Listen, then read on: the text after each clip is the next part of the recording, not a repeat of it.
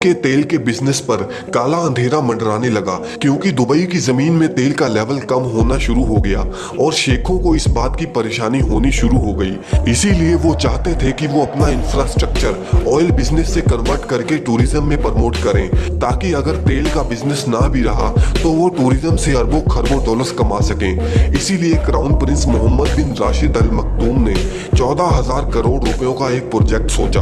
उन्होंने अपनी सल्तनत को दुनिया भर के लोगों के लिए एक स्वर्ग बनाने का आदेश दिया।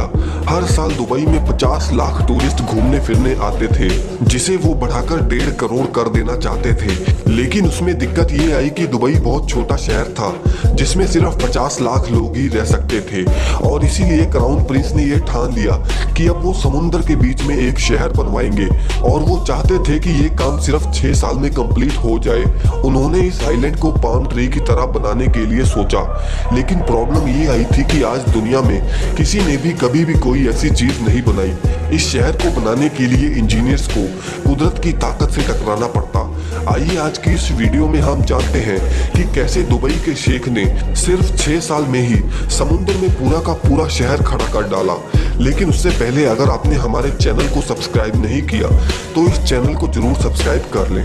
नंबर 2, इंजीनियर्स को यह फिक्र थी कि सर्दियों में उत्तरी तूफान से आने वाली हवाएं और 2 मीटर ऊंची लहरें इस शहर पर वार जरूर करेंगी। सभी जांच पड़ताल के बाद इंजीनियर्स ने हिसाब लगाया कि उन खतरनाक लहरों से बचने के लिए उन्हें लहरों से करीब 3 मीटर ऊंची और 11 मीटर लंबी दीवार बनानी चाहिए। नंबर 3, समुद्र में दीवार खड़ी करने के लिए करोड़ों रुपए के 3 रोजर्स मंगाए गए, जो कि समुद्र में रेत लाकर डालते जा रहे थे।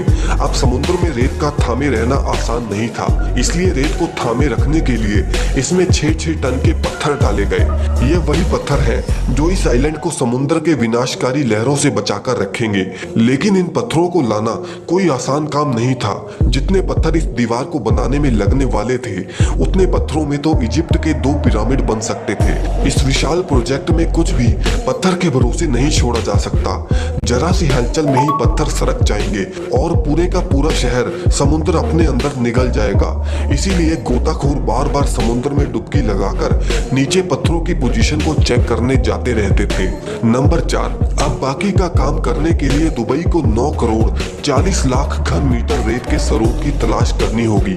आपको नहीं पता तो मैं आपको बता दूं कि इतनी रेत में पूरे लंदन को 1 मीटर नीचे दफनाया जा सकता है। अब आप ये सोच रहे होंगे कि दुबई में तो रेत की कमी है ही नहीं। दरअसल मैं आपको बता दूं कि जो दुबई में रेत पाई जाती है वो बहुत ही बारीक कणों से बनी होती है, जो कि समुद्र में बड़ी आसानी से बह जाएगी। इसीलिए इंजीनियर्स मोटे कणों वाली रेत को खोजने में लग गए। इंजीनियर्स को वो रेत 6 समुद्री मील दूर सागर तल में मिली। रेत को पाइप के जरिए 10 मीटर प्रति सेकंड के हिसाब से समुद्र में छिड़काना शुरू कर दिया गया, और शायद आपको ना पता हो कि इस गति से सिर्फ 4 सेकंड में एक ओलंपिक स्विमिंग पूल को भरा जा सकता है। नंबर 5, अब काम तो ठीक तरह से चल ही रहा था, लेकिन इंजीनियर्स को शक था कि क्या उनका ये आइलैंड ठीक डिजाइन से बन रहा है। लेकिन दुबई के पास इस शक को दूर करने का उपाय 606 किलोमीटर ऊपर अंतरिक्ष में था। दुबई ने अपने भेजे जीपीएस सैटेलाइट के जरिए से ही प्रोजेक्ट को मापना शुरू कर दिया कि प्रोजेक्ट का डिजाइन ठीक तरह से बन रहा है या नहीं, और इस तरह दुबई प्रिंस भी अपने इस ड्रीम प्रोजेक्ट पर घर बैठे ही नजर रख सकते थे। अब सबको ये दिख रहा था कि पाम बीच का सपना सच हो रहा है। नंबर 6, अब इंजीनियर्स को एक और चुनौती ने घेरे में ले लिया। इस विशाल द्वीप को 1,20,000 लोगों के शहर का बोझ उठाना है, और उनकी सुरक्षा अब इस आइलैंड की बुनियाद पर टिकी हुई थी। इस रेत के द्वीप को चट्टान जैसा ठोस होना चाहिए, लेकिन कैसे? और इसीलिए इंजीनियर्स रेत को सख्त करने के लिए उपाय ढूंढने में लग गए, और काफी रिसर्च के बाद इंजीनियर्स ने इसका भी हल ढूंढ निकाला। उन्होंने डिसाइड किया कि उन्हें 12 मीटर की गहराई तक रेत को सख्त करना होगा। उन्होंने वाइब्रो कंप्रेशन नाम के प्रोसेस का उपयोग किया। इसमें ड्रिल को जमीन में गहराई तक उतारा जाता है, फिर इस शाफ्ट की वाइब्रेशन से चारों तरफ की जमीन हिलती है और जमीन ठोस होती चली जाती है। इस प्रोसेस को करने के लिए 15 मशीनें लगातार 8 महीनों से ही ड्रिल करती जा रही हैं, और ये काम जरूरी भी था क्योंकि 1,20,000 लोगों की जिंदगी का सवाल था। नंबर 7, अब प्रोजेक्ट प्रोजेक्ट तो खत्म होने की कगार पर था, लेकिन ऐसे प्रोजेक्ट्स में जब काम खत्म हो जाता है तभी कोई प्रॉब्लम जरूर खड़ी होती है। दरअसल उन्होंने देखा कि समुद्र का पानी योजना अनुसार द्वीप के चारों तरफ नहीं घूम रहा। लोगों ने इस आइलैंड के छोटे से हिस्से के लिए भी लाखों डॉलर्स खर्च किए थे और ठहरे हुए पानी को तो वो कतई बर्दाश्त नहीं करेंगे। इस समस्या का समाधान इंजीनियर्स को जल्द ही ढूंढना होगा। जब उन्होंने डिजाइन में फेरबदल करके देखा तो उन्हें इसका सोल्यूशन बड़ी आसानी से मिल गया। इसका सोल्यूशन इंजीनियर्स ने ये निकाला कि अगर वो दीवार में 2 छेद करेंगे तो उन होल्स में से ताजा पानी बहकर चारों तरफ फैल जाएगा और दूसरी तरफ भी ऐसा ही कुछ करना होगा ताकि वो पानी बाहर भी निकल सके।